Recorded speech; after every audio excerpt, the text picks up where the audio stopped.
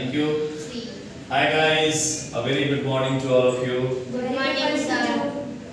Today सबसे पहले मैं आप सभी लोगों को दिल से धन्यवाद करना चाहूँगा। इस बात के लिए मैं करना चाहूँगा कि आप जितने भी बच्चे यहाँ बैठे हुए हैं सबके मन में कोई ना कोई क्वेश्चन आ रहे होंगे कि आज हम किस बेस पे काम करेंगे। आज का जो टॉपिक है आप देख रहे हैं बोर्ड पे लिखा हुआ है स्पीकिंग कॉन्सेप्ट है। क्या है? Speaking concept. Because everybody would like to grow standard at the present time nowadays, right? Because if English is not part of your life, you can't access your life in a proper way, in a good direction. So it's making you great responsibility that how to bring the clarity in our voice, right? तो एक चीज मैं आप सभी लोगों को समझाना चाहता हूँ। One more things I would like to and I want to explain to each and everybody in this standard जो कॉन्सेप्ट है स्पीकिंग कॉन्सेप्ट में हम आज बैक टू बैक फॉर्मेशन कर रहे हैं जिस फॉर्मेशन का नाम है लेफ्ट आउट। क्या नाम है? Left out. लेफ्ट आउट क्या नाम है? लेफ्ट आउट नाम है, राइट ना।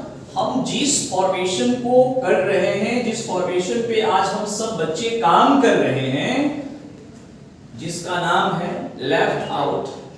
बहुतों को पता नहीं होगा कि लेफ्ट आउट है क्या, लेफ्ट आउट का मतलब क्या है और लेफ्ट आउट किस प्रकार का फॉर्मेशन है, राइट?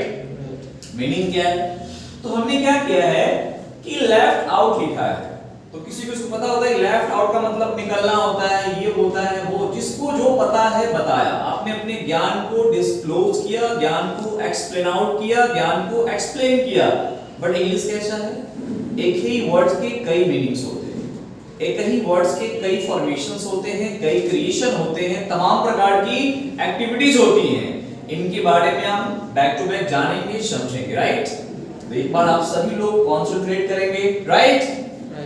सो प्लीज आपको देखना है मैं यहां लिखा हूं लेफ्ट आउट। तो सबसे पहले आपको ये समझना है कि सर ये लेफ्ट आउट है क्या। और आपने क्या कर दिया सर, आपने लेफ्ट आउट पे इतने सारे स्ट्रक्चर दिया है। तो सही बोला आप लोगों ने। आपके मन में कंफ्यूजन सा उठ रहा होगा बच्चों कि लेफ्ट आउट का क्या मतलब है, लेफ्ट आउट पे किस प्रकार के क्वेश्चंस आएंगे, किस प्रकार के क्रिएशन बनेंगे, राइट ना। तो आइए इस पे हम काम करेंगे। देखिए हमने लिखा है यहाँ पे ए का मतलब होता है अफर्मेटिव। क्या होता है? Affirmative. तो अफर्मेटिव का क्या होगा स्ट्रक्चर? बोर्ड पे है subject plus is M R plus according to subject, अपने अपने कर्ता के अनुसार हमें क्रिया यूज करना है, plus feeling plus left out plus O W. अब हम नेगेटिव का देख लेंगे क्या स्ट्रक्चर है, sub plus is M R plus not plus feeling plus left out plus O W. अब देखेंगे इंटरोगेटिव। हमने कहा इंटरोगेटिव, कुछ लोग बोल देते हैं इंट्रोगेटिव। तो आप बोलना भैया एक्सक्यूज मी ये गलत प्रोनाउंसिएशन कर रहे हैं। तो इंट्रोगेटिव नहीं होता है, इंटरोगेटिव बोलना चाहिए और इंटरोगेटिव सीखना भी चाहिए क्योंकि अपने लिटरेचर पे काम करना भी जरूरी है। तो मैं लिखा इंटरोगेटिव का क्या है स्ट्रक्चर, आप देख सकते हैं यहाँ पे लिखा हुआ है is M R plus sub plus not plus feeling plus left out plus O W है। अब है WH। बात करें इंटरोगेटिव की या बात करें WH की, दोनों स्ट्रक्चर में कोई खास अंतर नहीं है। ध्यान रखिएगा WH plus is M R plus sub plus not plus feeling plus left out plus O W है, राइट? अब एक चीज समझ लीजिए, जब भी आप अंग्रेजी बोल रही होती हैं या जब भी आप कोई सेंटेंस इंटरोगेटिव में बना रही होती हैं या WH में बना रही होती हैं तो इंटरोगेटिव में जब भी नॉट लगेगा तो सब्जेक्टिव पॉइंट के बाद ही लगेगा।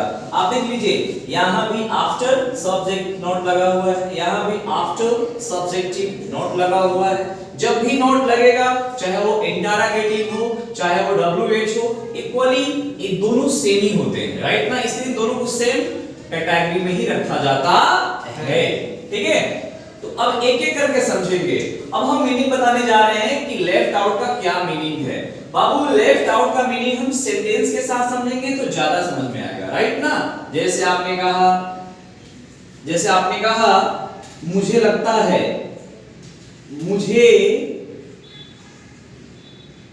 मुझे ऐसा लगता है, मुझे ऐसा लगता है कि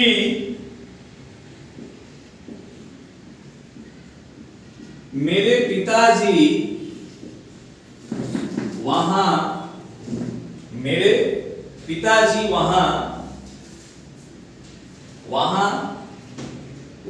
पे भी आप लिख सकते हैं, वहां पे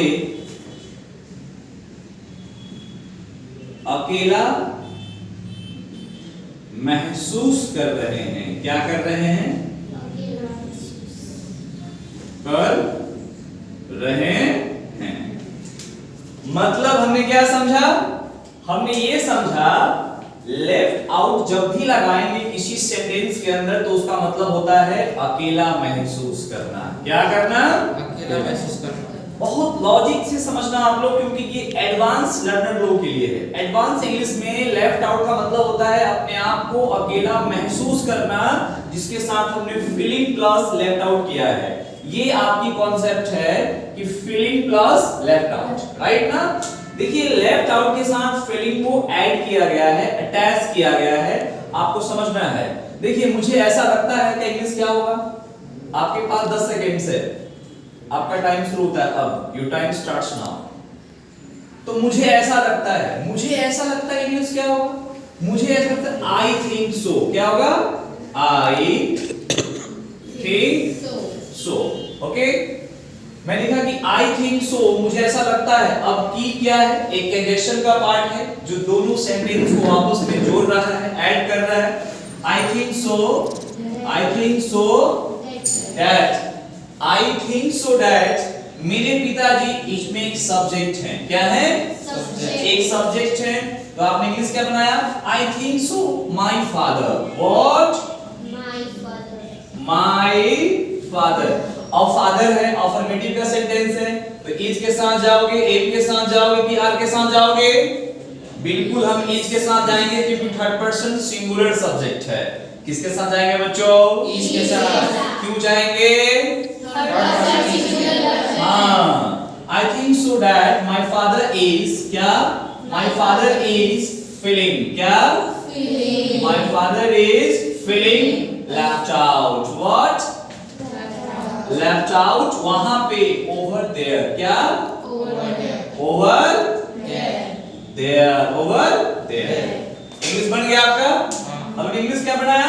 आई think so that, hey I think so that my father is feeling left out over there. My father is feeling left out over there. Thank you so much. Thank you so much. Thank you guys.